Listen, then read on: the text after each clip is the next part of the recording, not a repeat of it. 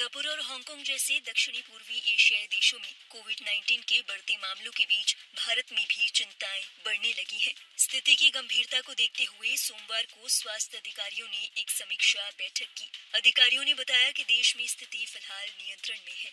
देश की अलग अलग स्वास्थ्य एजेंसियों के विशेषज्ञों के साथ हुई अधिकारियों की इस बैठक में मौजूदा हालों को लेकर समीक्षा की गई। सूत्रों के मुताबिक बैठक में ये बताया गया कि एशियाई देशों में बढ़ते मामलों के बीच भारत सरकार अलर्ट हो गई है।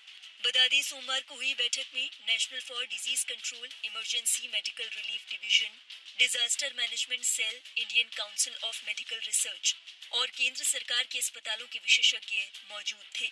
आधिकारिक सूत्रों ने बताया कि बैठक में ये निष्कर्ष निकला है कि भारत में कोविड-19 की स्थिति फिलहाल नियंत्रण में है।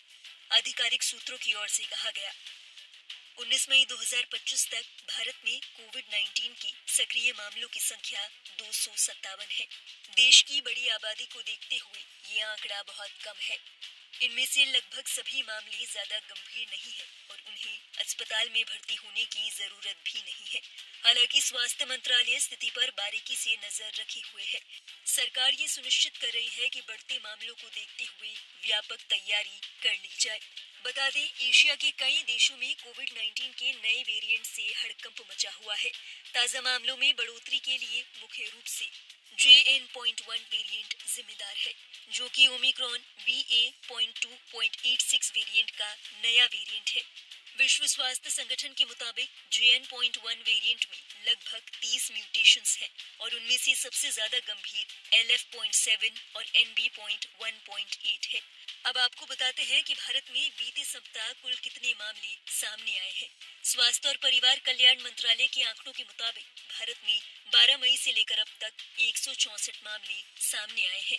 इनमें सबसे ज्यादा केरल में है। केरल में 69 मामले बताए जा रहे हैं। वहीं महाराष्ट्र में 44, तमिलनाडु में 34 मामले सामने आए हैं। इसके अलावा कर्नाटक में कोविड-19 के 8 नए मामले, गुजरात में 6 और दिल्ली में 3 नए मामले सामने आए हैं।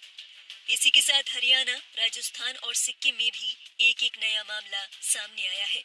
आधिकारिक आंकड़ों के मुताबिक भारत में अब तक 4,45,11,240 लोग कोरोना को मात दे चुके हैं। वहीं 5,33,000 से ज्यादा लोगों की मौत हो गई। गौरतलब है, सिंगापुर और हांगकांग जैसे दक्षिण पूर्व एशियाई देशों में कोविड-19 के मामलों में लगातार बढ़ोतरी देखी जा रही है।